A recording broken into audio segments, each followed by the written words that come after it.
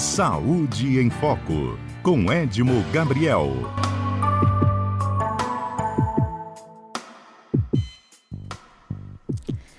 Doutor Edmo Gabriel, muito bom dia, tudo bem?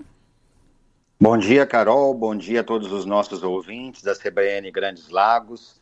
Uma ótima semana a todos, para que a gente possa agora também discutir um tema que ainda está muito em voga, que foi debatido bastante nas mídias semana passada e que será interesse certamente de todas as pessoas. Sem dúvidas. A gente se deparou com uma situação, na semana passada do ator Henry Castelli, um dos convidados a participar do Big Brother desse ano, convulsionando durante uma prova de resistência do reality, o que pegou muita gente de surpresa e também assustou muita gente, porque é algo que assusta, né, doutor? E a gente vai entender o que pode ter desencadeado essa crise convulsiva. Lógico que pode ter sido um episódio isolado, mas qualquer pessoa pode ter. Enfim, a gente vai entender um pouco sobre isso agora. Exatamente. Essa é uma situação muito desagradável quando a gente presencia, principalmente, mas certamente eu acredito que muitos dos nossos ouvintes já tiveram essa vivência com algum parente ou com alguém assim muito próximo. E o que aconteceu com o ator Henry Castelli, na verdade, tem uma causa multifatorial, e eu gostaria de trazer aqui algumas situações do cotidiano que podem levar eventualmente a essa ocorrência.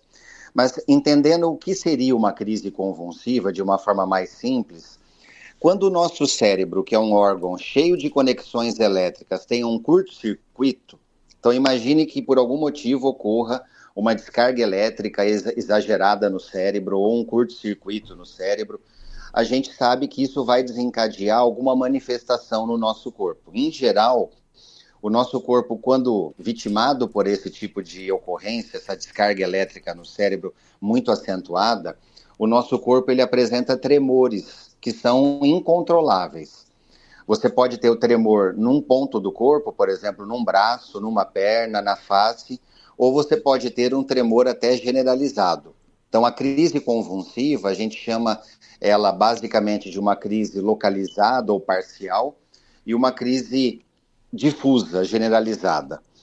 Independente se é difusa ou localizada, tem que se buscar a causa. E aí eu quero discutir um pouquinho para as pessoas entenderem que existem situações do cotidiano que podem levar a isso. A primeira coisa que eu quero pontuar para as pessoas tomarem muito cuidado, principalmente agora nesse calor excessivo que a gente está vivenciando, é exatamente a insolação.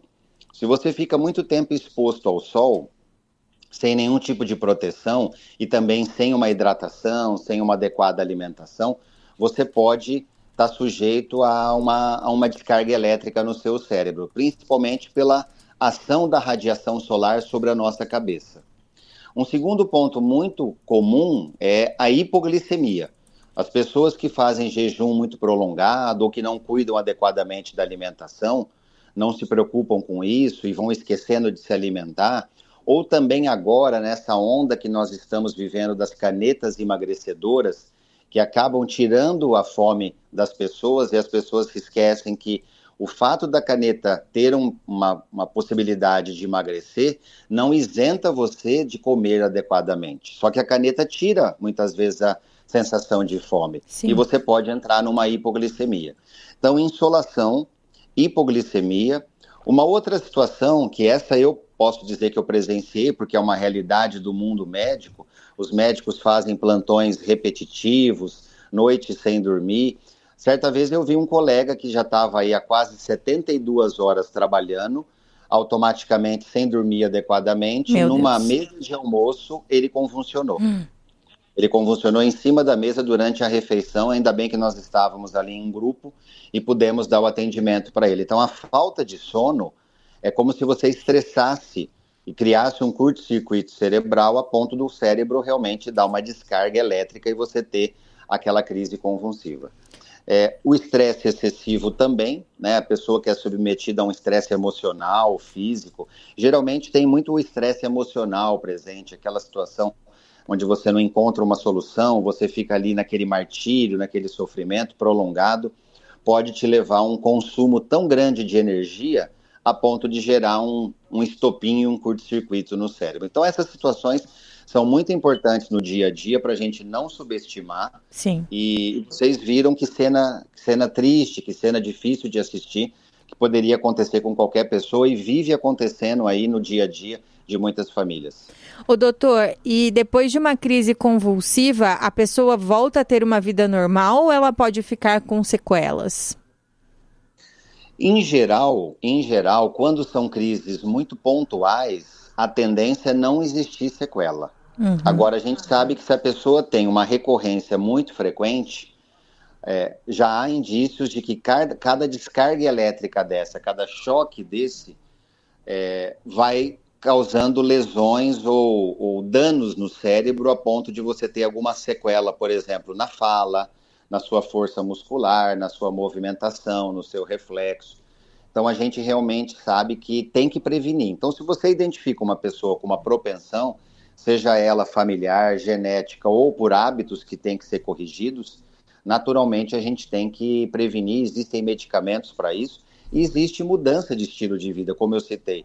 Muitas vezes é uma questão da alimentação, do estilo de vida, sem dormir adequadamente, de má gerenciamento do estresse. Tá certo. Doutor, muito obrigada por esclarecer esse assunto. E antes da gente finalizar a nossa coluna, uma dica de alimentação, uma dica saudável aqui para os nossos ouvintes, que é o nosso combinado de 2026. É verdade. E hoje eu quero direcionar essa dica principalmente para as mulheres. Eu fiquei com esse compromisso desde a semana passada. As mulheres têm que ter um cuidado especial com a perda de massa muscular ao longo da vida. E isso tem uma influência hormonal muito grande. Como as mulheres vivem desde a adolescência a questão de menstruação, período fértil, gravidez e menopausa, a perda muscular ela é mais exaltada nas mulheres. Então eu quero destacar o componente nutricional creatina, que é esse tão badalado aí nas academias, mas que para a mulher tem um valor biológico muito grande. As mulheres, para vocês terem uma ideia, em função dessas oscilações hormonais, elas perdem quase 80% da massa muscular a mais do que os homens ao longo da vida. E aí precisa de uma suplementação. Então é interessante procurar um médico que entenda dessa visão mais geral do corpo, associado à atividade física, à parte cardiológica, endocrinológica, e fazer uma reposição proteica. E aí a dica nutricional de hoje é realmente a reposição com creatina, que ela pode ser muito interessante para atividade física, mas também para manter a massa muscular nas mulheres. Legal, maravilha. Doutor Edmo, muito obrigada, viu, pela participação, pela orientação e pelas dicas aqui para a mulherada. Um abraço e até terça-feira que vem. Obrigado, Carol. Obrigado a todos os nossos ouvintes e uma semana